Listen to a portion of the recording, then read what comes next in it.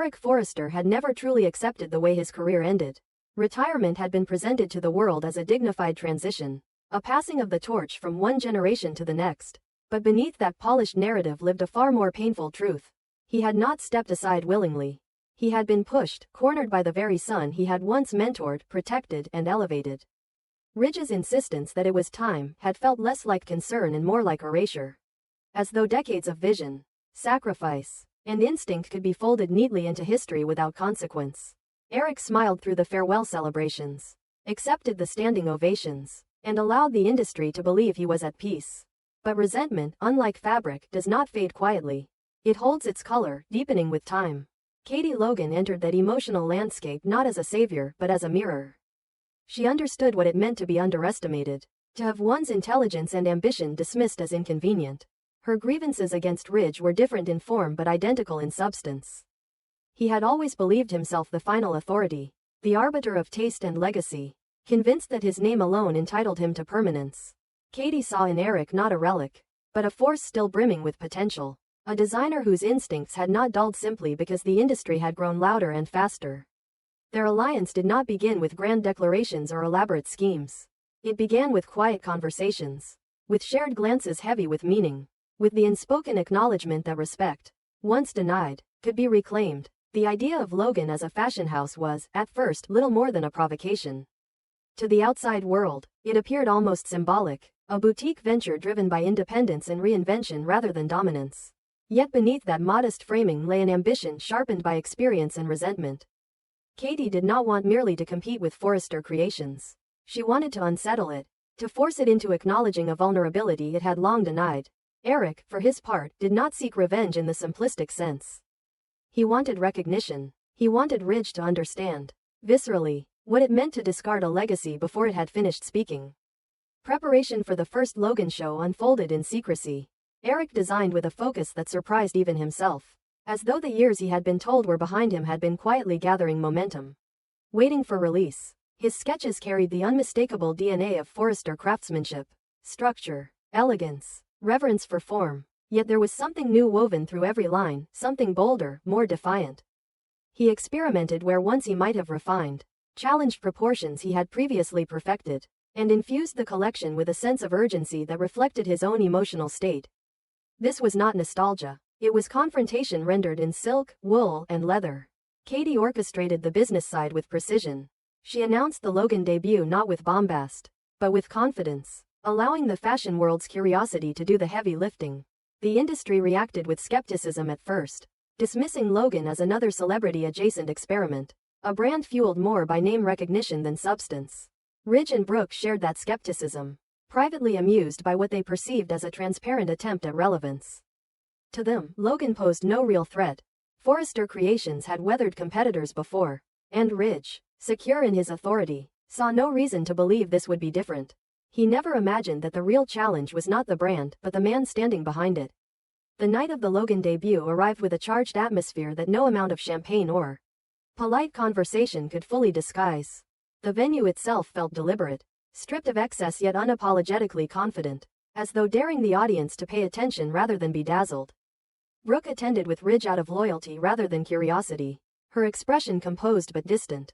She had spent her life navigating the shifting alliances of the fashion world, and experience had taught her that not every challenge announced itself honestly. Even so, she did not anticipate what she was about to witness. When Eric appeared backstage moments before the show, there was no trace of hesitation in him.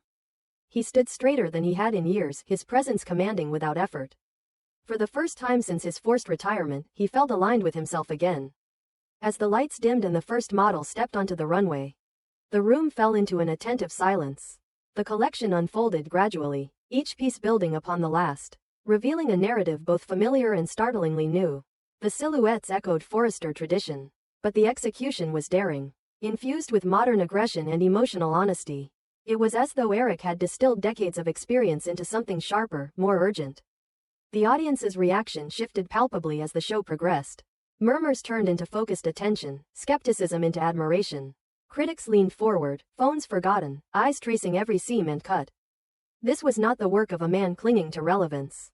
This was mastery evolved, proof that innovation did not belong exclusively to the young.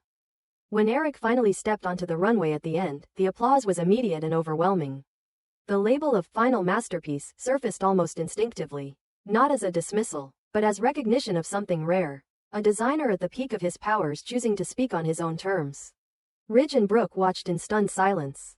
The realization struck Ridge with a force he had not anticipated. This was not a betrayal carried out behind his back. It was a reckoning staged in full view of the industry. Eric's success with Logan did not merely challenge Forrester Creations commercially. It exposed Ridge's miscalculation on a deeply personal level. He had believed himself the rightful steward of the Forrester legacy, convinced that his vision represented its natural evolution. Watching Eric reclaim that legacy so publicly forced Ridge to confront an uncomfortable truth. Authority without respect is fragile, and leadership that silences its elders risks losing its foundation. Brooke felt the embarrassment differently. For her, the moment carried the weight of missed understanding. She had stood by Ridge, trusted his judgment, and accepted the narrative that Eric's time had passed. Seeing the audience rise in collective admiration shattered that assumption, replacing it with doubt. She wondered how much of this conflict could have been avoided if empathy had guided decisions. Instead of pride, the success of Logan did not merely bruise her ego. It unsettled her sense of balance, forcing her to question where loyalty ended and complicity began. In the days following the show, the industry responded with enthusiasm bordering on obsession. Orders flooded in, editorial spreads celebrated the audacity of the collection, and Logan transformed overnight from curiosity to contender. Forrester Creations felt the impact almost immediately. Buyers hesitated, investors asked questions, and whispers of vulnerability rippled through a company long accustomed to dominance. Ridge attempted to project confidence, dismissing the buzz as temporary, but the doubt had already taken root. Competition was no longer theoretical. It had a face, a history, and a narrative that resonated deeply with an industry hungry for authenticity. Eric addressed the media sparingly, choosing his words with care. When he finally spoke directly about Ridge, his tone was neither bitter nor triumphant. He framed his actions as a statement rather than an attack, a reminder that innovation does not belong exclusively to those in power. His declaration that the Logan collection was a warning, not a vendetta, landed with precision. It forced Ridge to confront the consequences of dismissing experience as expendable. Respect, Eric made clear, is not optional. It is foundational. Privately, Eric felt no regret. The success of Logan did not erase the pain of his forced retirement, but it reframed it. He had proven, to himself most of all, that his voice still mattered. Katie, watching the ripple effects unfold, understood that their alliance had achieved something rare. They had not simply disrupted a market. They had challenged a narrative, exposing the cost of arrogance and the power of underestimated resolve. For Ridge, the reckoning was far from over. Logan's emergence forced him into a confrontation with his own leadership style. His assumptions about legacy, and the fragility of dominance built on control rather than collaboration. The industry he thought he understood had shifted beneath his feet, and for the first time, he was not certain he could dictate its direction alone. What lingered most was not the rivalry itself, but the lesson etched into every headline and whispered in every boardroom. Experience, when dismissed, does not disappear. It waits, refines itself, and returns with greater force. Eric Forrester's triumph was not merely a personal victory. It was a reminder that respect, once denied, will always find a way to demand its due. Thomas returned to hope for the future wrapped in a version of himself that looked carefully repaired. His posture was steadier, his tone more measured, his presence designed to suggest growth rather than hunger. To those watching from the outside, it appeared as though he had finally learned the discipline of restraint. That he had absorbed the lessons of past failures and emerged wiser, calmer, more aligned with the collaborative spirit the fashion house claimed to value. Hope welcomed him cautiously but sincerely, believing that creative brilliance did not have to be inseparable from chaos. What no one saw, what Thomas ensured no one could see, was the quiet combustion happening beneath that polished surface. A resentment that had not faded with time but sharpened itself into purpose. The success of Logan gnawed at him with particular intensity. It was not simply that Katie had built something independent, nor even that Eric's resurgence had captivated the industry. It was the symbolism of it all.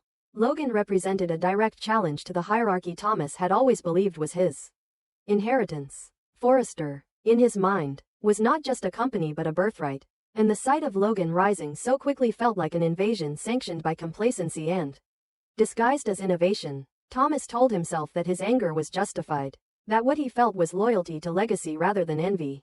Yet the truth lingered uncomfortably close to the surface. He resented the admiration Logan received because it reminded him how easily attention could be redirected away from him. Instead of reacting impulsively, Thomas chose patience. He observed. He studied the rhythm of Logan's ascent, the cadence of its announcements, the careful choreography of its public image. He immersed himself in understanding how the brand functioned, not from admiration but from strategy. Eric's designs fascinated him, not only because of their elegance but because they carried the unmistakable confidence of someone unafraid to challenge convention. Dickie's contributions, rawer and more experimental, added a volatility Thomas recognized and understood. Together, they represented a creative force that could not be dismissed lightly. That realization did not discourage Thomas. It energized him. He began quietly, asking questions that seemed harmless, expressing curiosity that appeared professional rather than predatory.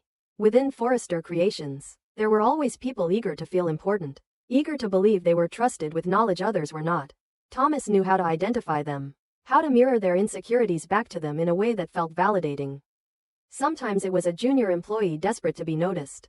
Other times, it was an external supplier flattered by the attention of a Forrester heir. Thomas never demanded information outright. He let it drift toward him, cultivated through casual conversations and implied alliances. Piece by piece, a picture of Logan's creative process began to form. Sketches were glimpsed, ideas discussed in fragments, concepts hinted at rather than revealed. Thomas assembled these fragments with the precision of someone who understood not just design, but the psychology of creation. He recognized which elements were foundational and which were decorative, which ideas defined a collection and which merely embellished it. His goal was not to replicate Logan's work outright. That would be crude, easily exposed. Instead, he aimed for something far more insidious: anticipation. The moment hope for the future announced its next collection, the fashion world leaned in, curious about how the line would evolve with Thomas back in a leadership role. The designs revealed were strikingly familiar in spirit, though carefully presented as innovations. The silhouettes echoed ideas Logan had yet to unveil. The themes aligned too closely to be coincidence, yet not so precisely as to invite immediate accusation. Thomas had ensured plausible deniability, weaving just enough difference into each piece to shield himself behind interpretation rather than theft. To the casual observer, it looked like convergence. To those deeply invested in Logan, it felt like violation. Katie felt the unease before she could articulate it. There was something unsettling about the timing, the way hope for the future's designs seemed to preempt Logan's narrative. Eric sensed it too, his decades of experience attuned to patterns others might miss. Dickie reacted with visceral frustration, pacing and questioning, replaying his own sketches in his mind as if searching for the moment they had slipped beyond his control. None of them could point to a single piece of evidence, a document or recording that confirmed their fears. All they had was instinct, and instinct, no matter how sharp, was not enough. Thomas played his role with meticulous care. When confronted indirectly, he expressed surprise, even sympathy. He spoke of the industry's cyclical nature, of how ideas often emerged simultaneously in different spaces. His words were smooth, his demeanor convincingly earnest. To Katie, his concern felt rehearsed, yet without proof, suspicion remained just that. Thomas's private satisfaction grew with each day Logan remained off balance, questioning itself rather than its adversary. The first phase of his plan had succeeded not by destroying Logan outright, but by undermining its confidence. Yet beneath his calculated triumph, something restless stirred. Thomas told himself this was about justice, about protecting Forrester from being overshadowed by a brand he believed had no right to such dominance. But late at night, alone with his thoughts, he confronted the less comfortable truth. He wanted to win not because Logan was wrong, but because its success reminded him of his own fragility. The applause Logan received echoed with everything he feared losing, and rather than confront that fear, he chose to redirect it outward. Katie refused to accept defeat disguised as coincidence. She studied timelines, cross-referenced announcements, and revisited every interaction with renewed scrutiny. Eric, though shaken, found resolve in the challenge. He had faced betrayal before, survived dismissal and doubt, and emerged stronger for it. Dickie, raw and relentless, pushed for answers, his frustration sharpening into determination. Together, they formed a quiet pact, an unspoken agreement that Logan would not be dismantled by shadows and insinuation. The battle lines were drawn not in boardrooms or runways but in intent. Thomas believed he had outmaneuvered them, that his subtlety had rendered him untouchable. Katie believed the truth, once threatened, had a way of surfacing no matter how carefully buried. Between them stretched a tension charged with ambition. resentment, and the unyielding desire to define one's place in a world that rarely makes room for everyone. As Logan prepared to move forward, fortified by suspicion but guided by resolve, Thomas watched from within hope for the future. Confident yet unsettled, his success tasted sharp rather than sweet, tinged with the awareness that control achieved through deception is never absolute. Katie's vow to uncover the architect of the sabotage echoed in his mind. Not as a threat but as a reminder that every strategy carries a cost. In the end, the question was no longer who would dominate the market, but who would withstand the reckoning when ambition and truth finally collided.